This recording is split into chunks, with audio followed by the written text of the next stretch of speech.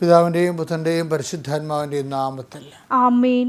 അമ്മേ പരിശുദ്ധമ്മേ, അമ്മേ പരിശുദ്ധമ്മേ, ദൈവമാതാവേ, ദൈവമാതാവേ, കൃപാസനത്തിലൂടെ ഞങ്ങൾക്കും ഞങ്ങളുടെ ദേശത്തിനും അമ്മ മധ്യസ്ഥം തേടി തന്ന എല്ലാ അനുഗ്രഹങ്ങൾക്കും കൃപകൾക്കും ഞങ്ങളിപ്പോൾ ഹൃദയം നിറഞ്ഞ നന്ദി പറയുന്നു. അമ്മേ പരിശുദ്ധമ്മേ, ദൈവമാതാവേ, 2004 ഡിസംബർ 7 ഉച്ചകഴിഞ്ഞ് 2:30 കൃപാസനത്തിൽ സംഭവിച്ച അമ്മയുടെ പ്രത്യക്ഷപ്പെടലിനെ കുറിച്ച് തിരുസഭയ്ക്ക് സമർപ്പിച്ചിരിക്കുന്ന പഠനരേഖകളുടെ മേൽ സഭാത്മകമായ പഠനം ആരംഭിക്കുവാൻ ഞങ്ങൾ അങ്ങയോട് താഴ്മയോടെ പ്രാർത്ഥിക്കുന്നു. അമ്മേ പരിശുദ്ധമ്മേ, ഭൂസ്വർലോകങ്ങളുടെ രാജ്ഞിയായ അങ്ങയ്ക്ക് ഭൗമസംരക്ഷണത്തിനായി പ്രപഞ്ച പ്രകൃതിയെ തന്നെ തിരുസഭ പ്രതിഷ്ഠിക്കുവാൻ ഈ പ്രത്യക്ഷീകരണം വഴി ഇടയാക്കണമേ. പരിശുദ്ധമ്മേ, ജപമാല മാതാവേ, സകല കൃപാസനം പ്രാർത്ഥനകളോട് ചേർത്ത് ഞങ്ങളിപ്പോൾ പ്രാർത്ഥിക്കുന്ന ഈ കുടുംബത്തിന്റെ പ്രത്യേക നിയോഗം പരമക്കളെ.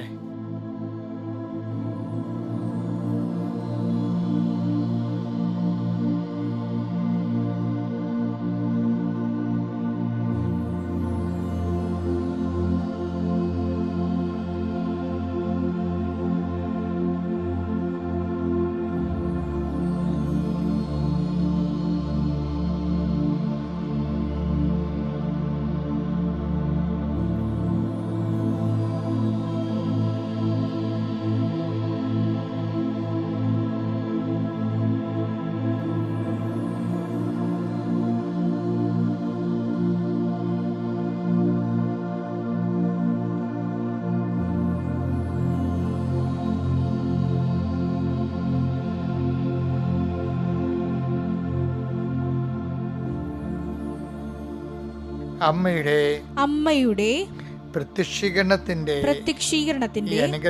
ഈ അനുഗ്രഹവേളയിൽ ഞങ്ങൾക്ക് സാധിച്ചു തരുവാൻ കനിയണമേ. ആമേൻ. വിശ്വാസ പ്രമാണം. സർവശക്തനായ പിതാവും ആകാശത്തിന്റെയും ഭൂമിയുടെയും സൃഷ്ടാവുമായ ദൈവത്തിൽ ഞാൻ വിശ്വസിക്കുന്നു.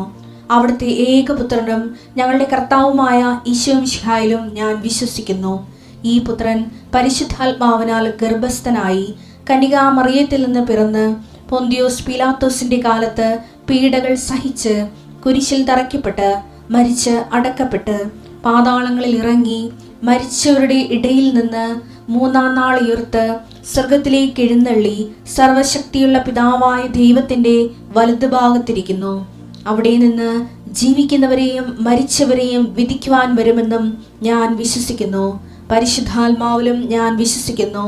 വിശുദ്ധ കത്തോലിക്കാ സഭയിലും പുണ്യവാന്മാരുടെ ഐക്യത്തിലും പാപങ്ങളുടെ മോചനത്തിലും ശരീരത്തിന്റെ ഉയർപ്പിലും നിത്യമായ ജീവിതത്തിലും ഞാൻ വിശ്വസിക്കുന്നു. ആമേൻ. സുഖസ്ഥനായ ഞങ്ങളുടെ പിതാവേ, അങ്ങയുടെ നാമം പൂജിതമാകണമേ. അങ്ങയുടെ രാജ്യം വരണമേ. അങ്ങയുടെ തിരുമനസ് സ്വർഗത്തിലെ പോലെ ഭൂമിയിലും ആകണമേ. അന്നു വേണ്ടുന്ന ആഹാരം ഇന്ന് ഞങ്ങൾക്ക് തരണമേ. ഞങ്ങളോട് തെറ്റ് ചെയ്യുന്നവരോട് ഞങ്ങൾ ക്ഷമിക്കുന്നത് പോലെ ഞങ്ങളുടെ തെറ്റുകൾ ഞങ്ങളോടും ക്ഷമിക്കണമേ. ഞങ്ങളെ പ്രലോഭനത്തിൽ ഉൾപ്പെടുത്തരുതേ, തിന്മയിൽ ഞങ്ങൾ രക്ഷിക്കണമേ. ആമേൻ. നന്മ നിറഞ്ഞ മറിയമേ, സ്വസ്തി. കർത്താവ് അങ്ങയുടെ കൂടെ സ്ത്രീകളിൽ അങ്ങ് അനുഗ്രഹിക്കപ്പെട്ടവളാകുന്നു. അങ്ങയുടെ ഉദരത്തിൻ ഫലമായി ഈശോ അനുഗ്രഹിക്കപ്പെട്ടവനാകുന്നു. പരിശുദ്ധ മറിയമേ, തമ്പുരാന്റെ അമ്മേ, പാപികളായ ഞങ്ങൾക്ക് വേണ്ടി ഇപ്പോഴും ഞങ്ങളുടെ മരണസമയത്തും തമ്പുരാനോട് അപേക്ഷിക്കണമേ. ആമേൻ. എൻ്റെ പ്രിയപ്പെട്ടവരെ, മാർച്ച് 22 ശനിയാഴ്ചയാണ്. കർത്താവിൻ്റെ സന്നിധിയിൽ നമ്മൾ നമ്മുടെ ജീവിതം തുടങ്ങുകയാണ്. കർത്താവെ, നിൻ്റെ വിശുദ്ധ പൗരോഹിത്യത്തെ മഹത്വപ്പെടുത്തണമേ. കർത്താവെ, സഭയിലുള്ള സാന്നിധ്യം പ്രകടമാക്കണമേ.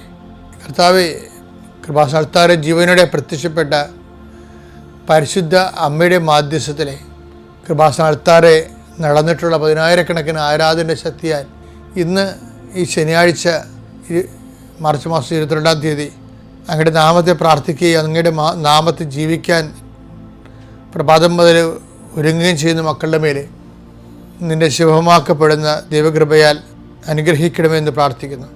കർത്താവെ, ജീവിതത്തിന് വരുന്നിട്ടുള്ള അബദ്ധങ്ങൾ, പലതരത്തിലുള്ള അബദ്ധങ്ങൾ വരും. ചില സമയത്ത് ഒപ്പിട്ട് കൊടുക്കും, പക്ഷെ നമുക്കത് പാലിക്കാൻ പറ്റാതെ വരും. ചില സമയത്ത് ചില തീരുമാനങ്ങൾ എടുക്കും, പകുതി വഴി എത്തും, പക്ഷെ നമുക്ക് മുഴുമിക്കാൻ പറ്റാതെ വരും. ചിലപ്പോൾ ആരെയും മുഷിപ്പിക്കണ്ടല്ലോ എന്ന് വിചാരിച്ചുകൊണ്ട് നമ്മൾ ഓരോരോ കാര്യത്തിന് ഒത്താശ ചെയ്യും. അവസാനം നമ്മളെ ഇതിലേക്ക് ചാടിച്ചവൻ തന്നെ ഇതെല്ലാം നമ്മുടെ മുതുകത്ത് വെച്ചിട്ട് അവൻ സ്കൂട്ടാകുകയും ചെയ്യും. ഇങ്ങനെ പല പല അബദ്ധങ്ങളിൽ ചെന്ന് മനുഷ്യർ കുരുങ്ങുന്നുണ്ട്. കർത്താവേ, അതിനെല്ലാം രക്ഷിക്കാൻ വേണ്ടി നിനക്ക് മാത്രമേ കഴിയത്തുള്ളൂ. മനുഷ്യന്മാരുടെ ഉപദേശം, എല്ലാത്തിനും വേണ്ടി മനുഷ്യന്മാരുടെ ഉപദേശവും മനുഷ്യനെ ദൈവമായി കണ്ടുകൊണ്ട് നിങ്ങൾ പറഞ്ഞാൽ എനിക്ക് ദൈവം പറയണ പോലെയാണെന്നുള്ള പൊട്ടവാക്കുകളും പേവാക്കുകളും വിഡ്ഢിയായ മനുഷ്യൻ കെട്ടിയെഴുന്നള്ളിക്കുമ്പോഴേ ഓർക്കുക, യഥാർത്ഥ ദൈവത്തെയാണ് നിങ്ങൾക്ക് നഷ്ടപ്പെടുന്നതെന്ന്. കർത്താവ്, അങ്ങനെയുള്ള മിഥ്യാബോധങ്ങളിൽ നിന്ന് കർത്താവ് ഞങ്ങളെ നീ സംരക്ഷിക്കണമെന്ന് പ്രാർത്ഥിക്കുന്നു. കർത്താവെ, കുഞ്ഞുങ്ങളെ ഓർത്ത് പ്രാർത്ഥിക്കുന്നു. ലഹരിക്കടിപ്പെട്ട മക്കളെ ഓർത്ത് പ്രാർത്ഥിക്കുന്നു. അവരുടെ മാതാപിതാക്കന്മാരെ ഓർത്ത് പ്രാർത്ഥിക്കുന്നു. അവരെല്ലാം സന്ധിക്കണമേ, സമാധാനപ്പെടുത്തണമേ. നിൻ്റെ കൃപയാൽ അവരെ അതിനെല്ലാം വിടുവിച്ചുകൊണ്ട് കുടുംബത്തിന് സമാധാനം നൽകണമെന്ന് പ്രാർത്ഥിക്കുന്നു. ജീവിതം തകർന്നു പോയി, മുടിഞ്ഞു പോയി, ഇനിയിപ്പോൾ അങ്ങോട്ട് പോട്ടെ എന്ന് വിചാരിച്ചുകൊണ്ട് വെറുതെ നിന്ന് കൊടുത്തിട്ട് ഒഴുക്കിൻ്റെ കൂടെ അങ്ങോട്ട് ഒഴുകിപ്പോകുന്ന പോലെ മനുഷ്യന്മാർ നശിച്ച് പോകുന്നുണ്ട്. അവർക്ക് അങ്ങനെ തന്നെ വേണമെന്ന് പറഞ്ഞ് കണ്ടു നിൽക്കുന്നവർ ശപിക്കുകയും നമ്മുടെ തകർച്ചയെ കൈയടിച്ച് പ്രോത്സാഹിപ്പിക്കുകയും ചെയ്യുന്ന മാനസികാവസ്ഥ ഉള്ളവരുണ്ട്. അതുകൊണ്ട് തന്നെ പലപ്പോഴും ദൈവമില്ല, ദൈവത്തിന് പോലും എന്നെ വേണ്ട, എനിക്ക് ദൈവത്തിനെ വേണ്ട എന്ന് വിചാരിച്ചുകൊണ്ട് സ്വയം നിർജ്ജലീകരിക്കണ പോലെ ആധ്യാത്മികമായിട്ട് നിർജ്ജലീകരിക്കുന്ന ആൾക്കാരുണ്ട്. കർത്താവെ, എല്ലാവരെയും സമർപ്പിച്ച് പ്രാർത്ഥിക്കുകയാണ്. ഒരു കുടുംബത്തിന് വന്നിരിക്കുന്ന അബദ്ധം, വന്നിരിക്കുന്ന പെട്ടുപോയ അവസ്ഥകൾ, അതെങ്ങനെയാണ് അവരുടെ കയ്യിരിപ്പ് കൊണ്ടാണെന്നൊക്കെ അവർക്ക് പശ്ചാത്താപം ഉണ്ടെങ്കിലും പക്ഷേ അതേസമയം ഇതിന് കരകയറാനുള്ള മാർഗമൊന്നും കാണുന്നില്ല. സാമ്പത്തികമായി കരകയറാൻ മാർഗം കാണുന്നില്ല. പല പല മരുന്നുകളും പല പല ലഹരി വിഷവസ്തുക്കളൊക്കെ കഴിച്ചിട്ട് ശരീരം പോയി നഷ്ടപ്പെട്ടിട്ട് ആ രോഗങ്ങളിൽ നിന്ന് കരകയറാൻ പറ്റണില്ല. ഇങ്ങനെ സ്വന്തം കഴിവിനെ കരകയറാൻ പറ്റാത്ത മക്കളെ സമർപ്പിച്ച് പ്രാർത്ഥിക്കുന്നു. ചില കൂട്ടുകെട്ടുകളിൽ ചെന്ന് അകപ്പെട്ടു, ചില ലൈംഗിക ബന്ധങ്ങളിൽ ചെന്ന് അകപ്പെട്ടു, പിന്നെ രക്ഷപ്പെടാൻ പറ്റുന്നില്ല. എന്നാൽ പിന്നെ മരണം വരെ ഇങ്ങനെ പോട്ടെ എന്ന് പറയുമ്പോൾ അങ്ങോട്ടും ഇങ്ങോട്ടും ആത്മഹത്യ ഭീഷണിയും അങ്ങോട്ടും ഇങ്ങോട്ടും കൊലപാതക ഭീഷണിയും അങ്ങനെ ചെന്ന് ചുഴിയിലകപ്പെട്ടു പോയ കുടുംബങ്ങൾ, അവരെ നീ കർത്താവ്, അമ്മേ, പരിശുദ്ധമ്മേ, ദേവമാതാവേ, ഈ പ്രാർത്ഥനയുടെ ശക്തിയാൽ ജീവിതം ഒടുങ്ങിപ്പോയവരെ, പോസ്കോ കേസ് അകപ്പെട്ടവരെ, അല്ലെങ്കിൽ ഞാൻ തെറ്റ് ചെയ്യാതെ തന്നെ എന്നെ ശിക്ഷിച്ചു, എന്നാൽ തെറ്റ് ചെയ്തിട്ട് കാര്യം എന്ന് പറഞ്ഞുകൊണ്ട് ഒരു ശിക്ഷ മേടിച്ചതിൻ്റെ പേരിൽ പുതിയ പുതിയ തെറ്റുകൾ ആവർത്തിച്ച് നിരാശപ്പെട്ട് വീണ്ടും തെറ്റിൽ തന്നെ മെഴുകി ജീവിക്കുന്നവരുണ്ട്. അവരെല്ലാവരും ഇപ്പോൾ സമർപ്പിച്ച് പ്രാർത്ഥിക്കുന്നു. എൻ്റെ കർത്താവിൻ്റെ ഉന്നതമായ നാമത്തിൽ സഭയുടെ അധികാരത്തിൽ പുതിയ സംരംഭത്തിന് വേണ്ടി ഒരുങ്ങുന്നവരെ ആശീർവദിക്കുന്നു. പുതിയ പഠനങ്ങൾക്ക് ഒരുങ്ങുന്നവരെ ആശീർവദിക്കുന്നു. പുതിയ യാത്ര ചെയ്യാൻ ഉദ്യമിക്കുന്നവരെ ആശീർവദിക്കുന്നു. പുതിയ ജീവിത രീതികളും പ്ലാനുകളും പദ്ധതികളും നടപ്പിൽ വരുത്താൻ വേണ്ടി പരിശ്രമിക്കുന്നവരെ ആശീർവദിക്കുന്നു. അവർ ചെയ്യുന്ന കാര്യങ്ങൾ അവർക്ക് അബദ്ധമാണെങ്കിൽ അതിനെ പിന്തിരിയാൻ വേണ്ടി പ്രാർത്ഥിക്കുന്നു. ദൈവത്തിൻ്റെ കൃപയാൽ നീ അനുഗ്രഹിക്കപ്പെടട്ടെ. ഗർഭിണികളെ ആശീർവദിക്കുന്നു. പ്രസവ വാർഡ് കഴിയുന്നവരെ ആശീർവദിക്കുന്നു. കുഞ്ഞുങ്ങൾക്ക് രോഗമാകുന്നവരെ ആശീർവദിക്കുന്നു.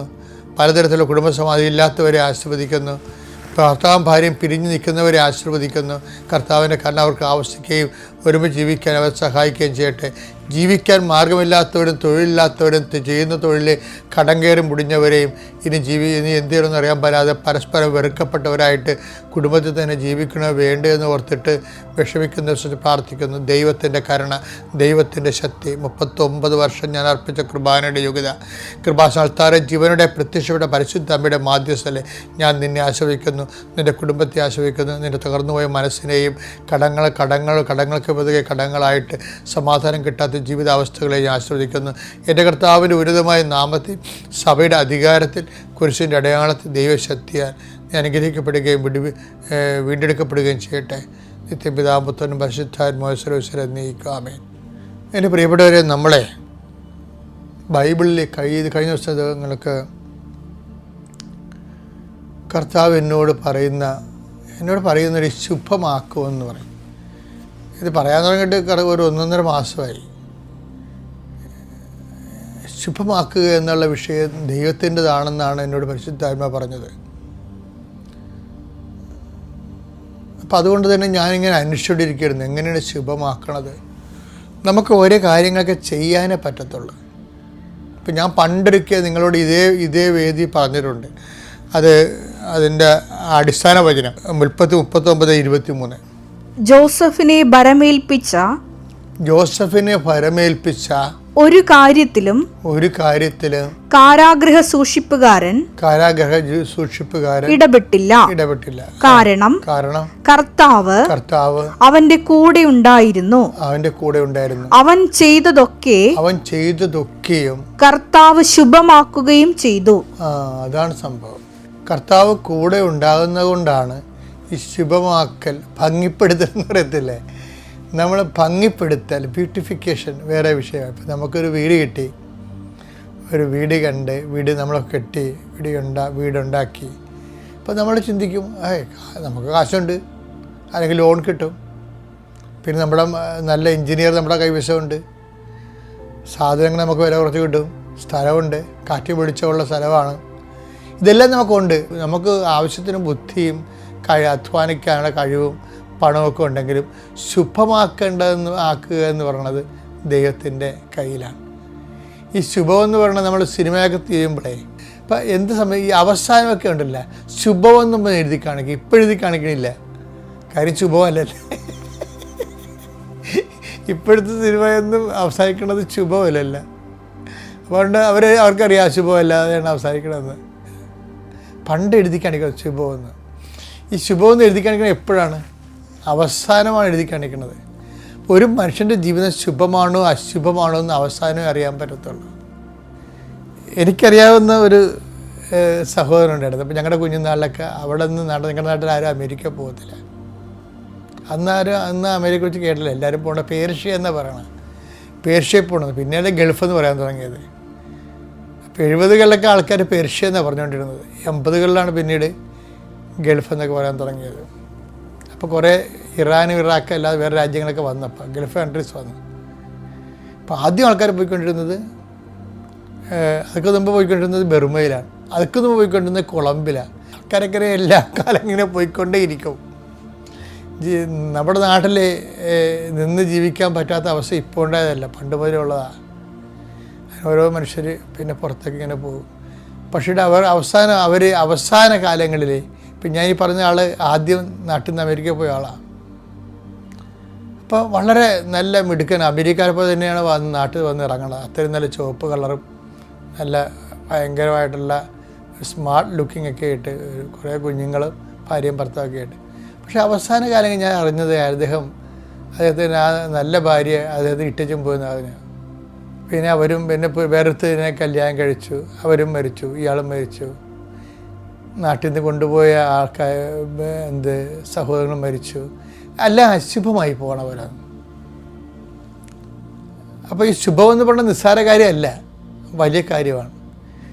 ശുഭം ആക്കുകയാണ് വേണ്ടത്, ശുഭമാകുകയല്ല, ദൈവമാക്കുകയാണ്. അതുകൊണ്ടാണ് ഈ വെളിപാടിൻ്റെ ഉൽപ്പത്തി പുസ്തകം പറയണത് 39:23 പറയുന്നത് എന്താണ്? അവൻ ചെയ്തതെല്ലാം അവിടുന്ന് ശുഭം ആക്കുകയും ചെയ്തു. അപ്പം ദൈവമാണ് ഇത് ചെയ്യേണ്ടത്, ആക്കണമെങ്കിൽ ശുഭമാക്കുകയാണ് ചെയ്യണത്. അപ്പം നമുക്ക് ചെയ്യാനേ പറ്റത്തുള്ളൂ. പഠിക്കാൻ പറ്റും, പക്ഷേ ശുഭമാക്കേണ്ടത് ദൈവമാണ്. നമുക്ക് കല്യാണം കഴിക്കാൻ പറ്റും, ശുഭമാക്കേണ്ടത് ദൈവമാണ്. നമുക്ക് കുഞ്ഞുങ്ങളുണ്ടാകും, ശുഭമാക്കേണ്ടത് ദൈവമാണ്. നമുക്ക് വീട് വെക്കാൻ പറ്റും, ശുഭമാക്കേണ്ടത് ദൈവമാണ്. അതാണ് ശുഭമാക്കുക എന്ന് പറയുന്നത്. അത്യപൂർവ ദൈവാനുഭവങ്ങൾ ഇനി നിങ്ങൾക്കും സ്വന്തം. ഈ യൂട്യൂബ് ചാനൽ ഇതുവരെ സബ്സ്ക്രൈബ് ചെയ്തിട്ടില്ലെങ്കിൽ ഇപ്പോൾ തന്നെ സബ്സ്ക്രൈബ് ചെയ്യുക. ഈ വീഡിയോ ഇപ്പോൾ തന്നെ നിങ്ങളുടെ സുഹൃത്തുക്കൾക്ക് ഷെയർ ചെയ്തുകൊണ്ട് കർത്താവിൻ്റെ പ്രേക്ഷിതരാകുക.